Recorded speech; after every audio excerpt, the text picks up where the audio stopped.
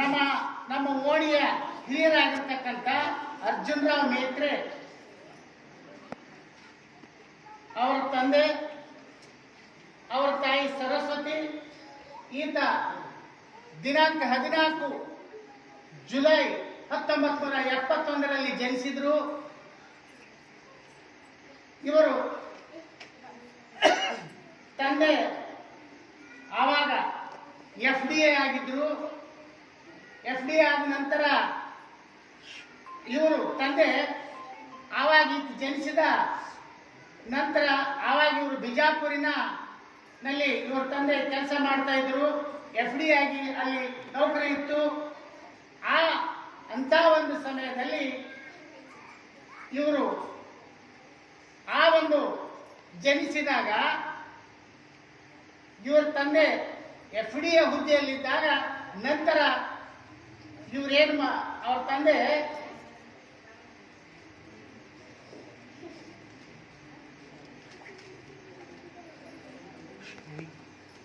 ಹುದ್ದೆಯನ್ನು ಉಳ್ಕೊಂಡು ತಾವು ಸೇವೆಯನ್ನ ಸಲ್ಲಿಸ್ತಾ ಇದ್ರು. ಸುಮಾರು ಅವರು ಅನೇಕ ದಿನಗಳಿಂದ ಸೇವೆಯನ್ನ ಸಲ್ಲಿಸ್ತಾ ಇದ್ದು ಮುಂದೆ ಅವ್ರು ಏನ್ ಮಾಡಿದ್ರು ಅಂತಂದ್ರೆ ತಾವು ಇನ್ನೂ ಬಡ್ತಿಯನ್ನ ಹೊಂದಿ ನಾಡ್ ತಹಶೀಲ್ದಾರ್ ಆದ್ರು. ಅಲ್ಲಿ ನಾಡ್ ತಹಶೀಲ್ದಾರ್ ಆದ ನಂತರ ಆಮೇಲೆ ಮುಂದೆ ಅವರು ಅಲ್ಲಿಂದ ಪ್ರಮೋಷನ್ ಆದ್ರು. ಪ್ರಮೋಷನ್ ಆಗಿ ಮುಂದೆ ಅವ್ರೇನಾಯ್ತು ಅಂತಂದ್ರೆ AC ಅಂತ ಹೇಳಿ ಪ್ರಮೋಷನ್ ಆಗಬೇಕಾಗಿತ್ತು. ಅಂಥ ಒಂದು ಸಮಯದಲ್ಲಿ ಅವರಿಗೆ ಅನಾರೋಗ್ಯವಾಯಿತು. ಅನಾರೋಗ್ಯ ಉಂಟಾದ ತಕ್ಷಣದಿಂದ ಅವ್ರಿಗೆ ಏನಾಯ್ತು ಅಂತಂದ್ರೆ ಸ್ವಲ್ಪ ಓಡಾಡ್ಲಿಕ್ಕೆ ತೊಂದರೆ ಉಂಟಾಯಿತು. ತೊಂದರೆ ಉಂಟಾದಾಗ ಅವ್ರು ಏನ್ ಮಾಡಿದ್ರು ಅಂತಂದ್ರೆ ತಾವು ಇನ್ನೇನೋ ನಾನು ಮನೆ ಹಿಡ್ಕೊಳ್ತೀನಿ, ನನಗೇನೋ ಆಗ್ತದೋ ಇಲ್ಲ ಅಂತಕ್ಕಂಥ ಸಮಯದಲ್ಲಿ ಶಿವಾನಂದ ಅವರು ಕೂಡ ತಾವು ಆವಾಗ ಪ್ರೈಮರಿ ಎಲ್ಲ ಮುಗಿಸ್ಕೊಂಡು ಕಾಲೇಜ್ ಲೆವೆಲ್ನಲ್ಲಿ ಇದ್ರು. BAನೂ ಕೂಡ ಮಾಡಿದ್ರು. ಇವರ ಚಿಕ್ಕಂದಿನಲ್ಲಿ ಏನಾಗಿತ್ತು ಅಂತಂದ್ರೆ ಇವರು ಕಲಿತಂತ ಏನು ಅಂತಂದ್ರೆ 1ರಿಂದ 4ನೇ ತರಗತಿಯಲ್ಲಿ ಕಲಿತಿದ್ರು ಅಂತಂದ್ರೆ ಇವರು ಸಿಂದಗಿಯಲ್ಲಿ ವಿದ್ಯಾಭ್ಯಾಸ ಮಾಡಿದ್ರು. ತದನಂತರ 5ರಿಂದ 7ರಲ್ಲಿ ಹಾರುಗೇರಿಯಲ್ಲಿ ನಮ್ಮ ಸಂಸ್ಥೆ ಆಗಿರ್ತಕ್ಕಂಥ ನಮ್ಮ ಸ್ಟೂಡೆಂಟ್ ಇತ್ತು. 5ರಿಂದ 7 ನಾನು ಇವರಿಗೆ ಕಲಿಸಿದ್ದೀನಿ. ನಮ್ಮಲ್ಲಿ 5ರಿಂದ 7ನೇ ತರಗತಿಯಲ್ಲಿ ಕಲಿತರು. ಅದಾದ ನಂತರ ಮುಂದೆ ಇವರು ಏನ್ ಮಾಡಿದ್ರು ಅಂತಂದ್ರೆ ಹೈಸ್ಕೂಲ್ ಕೂಡ ಅಲ್ಲೇ ಸಿಂದಗಿಯಲ್ಲೇ ಮುಗಿತು. ತದನಂತರ PUC ಏನ್ ಮಾಡಿದ್ರು ಅಂತಂದ್ರೆ ತಾವು ಔರಾದಿನಲ್ಲಿ ಹೈಸ್ಕೂಲ್ ಬಿಡ್ಗಿಯಲ್ಲಿ ಕಲಿತು, PUCನಲ್ಲಿ ಬಿಡ್ಗಿಯಲ್ಲಿ ಕಲಿತು, BA ಔರಾದ್ ನಾಲಂದ ಒಂದು ಕಾಲೇಜಿನಲ್ಲಿ ವಿದ್ಯಾಭ್ಯಾಸವನ್ನು ಮುಗಿಸಿ ತದನಂತರ PGಯಲ್ಲಿ ಅಡ್ಮಿಷನ್ ಮಾಡಿದ್ರು. PGಯಲ್ಲಿ ಅಡ್ಮಿಷನ್ ಮಾಡಿದಾಗ ಇವರ ತಂದೆ ಅನಾರೋಗ್ಯಗೊಂಡಾಗ ಇವರು ಪುನಃ ತಾವು ಆವಾಗ ಬಂದ ತಕ್ಷಣ ಕೆಲವು ದಿನಗಳ ನಂತರ ಇವರು ತಂದೆ ಸ್ವರ್ಗವಾಸಿ ಆಗಿದ್ರು. ಆವಾಗ ಇವರು ಅನೇಕ ಒಂದು ದುಃಖದಲ್ಲಿ ಮುಳುಗಿದಾಗ ಇವರ ಬಹಳ ಏನು ಮಾಡಬೇಕಂತ ತೋಚದಂತಾದಾಗ ಅಂತಹ ಸಮಯದಲ್ಲಿ ನಮ್ಮ ಇವರ ಕಾಕನಾಗಿರ್ತಕ್ಕಂಥ ಬಸವರಾಜ ಮೇತ್ರೆ ಅವರು ಇವರಿಗೆ ಒಂದು ಒಳ್ಳೆಯ ಸ್ಫೂರ್ತಿದಾಯಕವಾಗಿ ಇವರಿಗೆ ಸ್ಪರ್ಶ ಮಾಡಿ ಇವರಿಗೆ ಹಿಡಿದು ಇವರಿಗೆಲ್ಲ ಒಂದು ಸಾಂತ್ವನವನ್ನು ಹೇಳಿ ಅವ್ರು ಏನ್ ಮಾಡಿದ್ರು ಅಂದ್ರೆ ತಮ್ಮ ಮನೆಯಲ್ಲಿ ತಂದಿಟ್ಟು ಈತಗ ಏನ್ ಮಾಡಿದ್ರು ಅಂತಂದ್ರೆ ಆ ಕಾಂಪೋಸಿಷನ್ ಮೇಲೆ ಒಂದು ಹುದ್ದೆಗೆ ಸೇರಿದ್ರು. ಆ ಕಾಂಪೋಸಿಷನ್ ಹುದ್ದೆ ಇವರಿಗೆ ಕೊಡುವಾಗ ಏನಾಯ್ತು ಅಂತಂದ್ರೆ ಇವರಿಗೆ ಕೇವಲ VA ಪೋಸ್ಟ್ ಕೊಡ್ತಾ ಇದ್ರು. ಈತ ಡಿಗ್ರಿ ಇದ್ದ, PGನೂ ಕೂಡ ಅಡ್ಮಿಷನ್ ಮಾಡಿದ್ದ, ಡಿಗ್ರಿ ಅಂತೂ ಪಾಸ್ ಆಗಿದ್ದ. ಆದ್ರೆ ಕೂಡ ಈ VA ಪೋಸ್ಟ್ ಕೊಡ್ತಾ ಇದ್ದಾಗ ಸ್ವತಃ ಬಸವರಾಜ್ ಅವ್ರು ಏನ್ ಮಾಡಿದ್ರು, MLA ಬಂಡೆಪ್ಪ ಅವರಿದ್ರು, ಅವ್ರಿಗೆ ಹಿಡಿದು ಸರ್ ಇಲ್ಲಿ ಇಂಥ ಪೋಸ್ಟ್ ಖಾಲಿ ಇದೆ, ವೇಕೆನ್ಸಿ ಲಿಸ್ಟ್ ಅನ್ನ ಪಡೆದು ಇಂಥ ಪೋಸ್ಟ್ ಖಾಲಿ ಇದೆ, ದಯಮಾಡಿ ನಮ್ಮ ಹುಡುಗ BA ಇದ್ದಾನೆ, ನಮ್ಮ ತಂದೆಯವರು ಒಂದು ಒಳ್ಳೆ ಹುದ್ದೆ ಗ್ರೇಡ್ 2 ಹುದ್ದೆಯಲ್ಲಿದ್ರು, ನಮ್ಮ ಅಣ್ಣವರು ಅಂತ ಒಂದು ಮಗನಿಗೆ ನೀವು ಡಿಗ್ರಿ ಇದ್ದವರಿಗೆ ಇದು ಕೊಡ್ತಾ ಇದ್ದೀರಿ ಅಂತ ಹೇಳಿ ಸ್ಟ್ರಗಲ್ ಮಾಡಿ ಇವ್ರೇನ್ ಮಾಡಿದ್ರು, ಇವರಿಗೆ FDA ಹುದ್ದೆಯನ್ನ ಕೊಡಿದ್ರು. ಆ FDA ಹುದ್ದೆ ಮೊಟ್ಟ ಮೊದಲನೇ ಎಲ್ಲ ಆಯ್ತು ಅಂತಂದ್ರೆ ಇವರಿಗೆ ಔರಾದ್ನಲ್ಲಿ ಪೋಸ್ಟಿಂಗ್ ಕೊಟ್ಟರು. ಔರಾದ್ನಲ್ಲಿ ಪೋಸ್ಟಿಂಗ್ ಕೊಟ್ಟ ನಂತರ ಇವ್ರೇನಾದ್ರು ಅಲ್ಲಿ ಸ್ವಲ್ಪ ದಿನ ಮಾಡಿದ ನಂತರ ಇವರಿಗೆ ಗುಲ್ಬರ್ಗಕ್ಕೆ ಟ್ರಾನ್ಸ್ಫರ್ ಆಯ್ತು, ಬಡ್ತಿ ಹೊಂದ್ರು. ಆ ಗುಲ್ಬರ್ಗದಲ್ಲಿ ಬಡ್ತಿ ಹೊಂದಿದಾಗ ಶಿರಸ್ತೇದಾರ ಅಂತ ಹೇಳಿ ಬಡ್ತಿ ಹೊಂದು ಗುಲ್ಬರ್ಗ, ಅಲ್ಲಿಯೂ ಕೂಡ ತಮ್ಮ ಉತ್ತಮವಾದಂತಹ ಸೇವೆಯನ್ನ ಸಲ್ಲಿಸಿ ಆ ಗುಲ್ಬರ್ಗದಿಂದ ಏನ್ ಮಾಡಿದ್ರು ಅಂತಂದ್ರೆ ಮತ್ತೆ ಇಲ್ಲಿ ಕಲ್ಯಾಣಕ ಶಿರಸ್ತೇದಾರ ಅಂತ ಹೇಳಿ ಬಂದರು. ಬಸವ ಕಲ್ಯಾಣದಲ್ಲಿ ಕೂಡ ಒಂದು ಇಂಥ ಕೆಲಸ ಮಾಡಿದ್ದಾರೆ ಬಸವ ಕಲ್ಯಾಣದಲ್ಲಿ. ಶಿವಾನಂದ ಅಂತಂದ್ರೆ ಪಟ್ ಅಂತ ಎಲ್ಲರೂ ಬಾಯಾಗ ಹೆಸರು.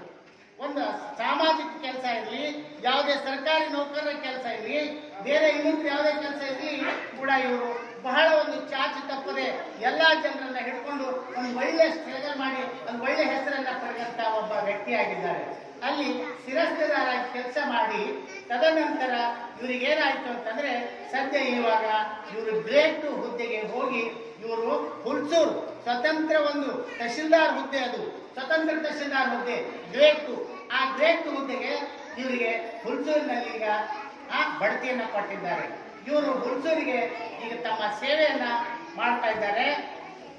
ಇವರು ಸಮಾಜದಲ್ಲಿ ಒಂದು ಇಂಥ ಒಬ್ಬ ವ್ಯಕ್ತಿ ಆಗಿದ್ದಾರೆ. ಬಹಳ ಮೃದುಜೀವಿ, ಒಳ್ಳೆ ಸ್ವಭಾವ, ಯಾರಿಗೂ ಕೂಡ ಜೋರಾಗಿ ಮಾತಾಡಿದವನಲ್ಲ, ಯಾರಿಗೂ ಬೈದವರಲ್ಲ. ಏನಾದ್ರು ಕೇಳಿದ್ರೆ ನಾವು ಏನಾರ ಕೇಳಿದ್ರೆ ಕೀಳು ದೂರ ನಿಂತು ಸರ್ ಹೇಳಿ ಅಂತಕ್ಕಂಥ ಅಷ್ಟೊಂದು ಗೌರವ ಅಂತ ವ್ಯಕ್ತಿ. ಯಾಕಂತಂದ್ರೆ ನಾವು ಇವತ್ತು ಯಾರಾದ್ರೂ ನೋಡಿದೆ ಅಂದ್ರೆ ಎಲ್ಲರ ಒಂದು ಮಾಮೂಲಿ ಕ್ಲರ್ಕನ ಏನಾರ ಆಗ್ಯಾನ ಅಂತಂದ್ರೆ ಬಹಳ ಅವನ ಡ್ರೆಸ್, ಅವನ ವೇಷಭೂಷ ಬದಲಾವಣೆ ಆಗ್ಬಿಡ್ತು, ಅವ್ನು ಮಾತಾಡೋ ಸ್ಟೈಲ್ ಬದಲಾವಣೆ ಆಗ್ತದೆ.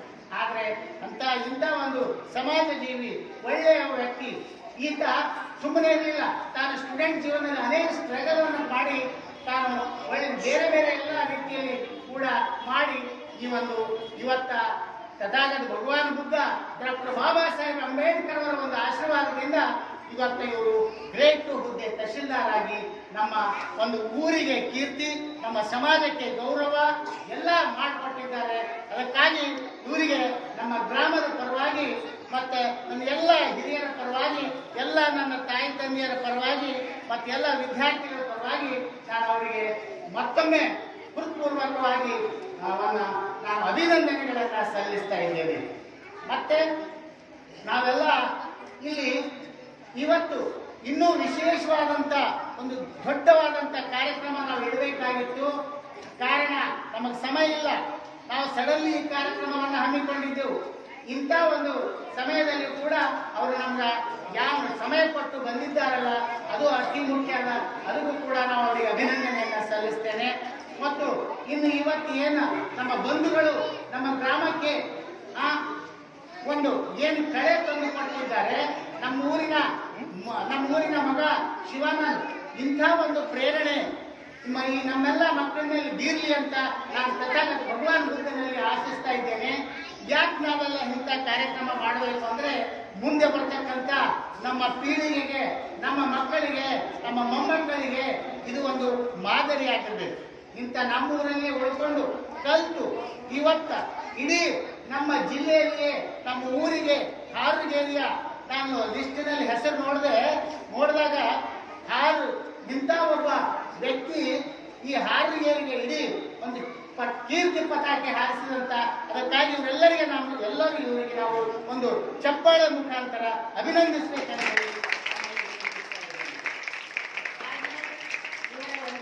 ಸಂಕ್ಷಿಪ್ತವಾದಂತಹ ಪರಿಚಯ ಮಾಡಿಕೊಡ್ಲಿಕ್ಕೆ ನನಗೆ ಅವಕಾಶ ಮಾಡಿಕೊಟ್ಟಿದಂತ ಎಲ್ಲ ನಮ್ಮ ಕಮಿಟಿಯ ಅಧ್ಯಕ್ಷರಿಗೂ ಹಾಗೂ ಪದಾಧಿಕಾರಿಗಳಿಗೂ ಕೂಡ ಮತ್ತೊಮ್ಮೆ ನಾನು ವಂದಿಸಿ ಈಗ ಮುಂದಿನ ಒಂದು ಕಾರ್ಯಕ್ರಮವನ್ನ ನಮ್ಮ ಗುರುಗಳಾಗಿರ್ತಕ್ಕಂಥ ಲಾದಾಕರ್ ಅವರು ನಡೆಸಿಕೊಡಬೇಕು.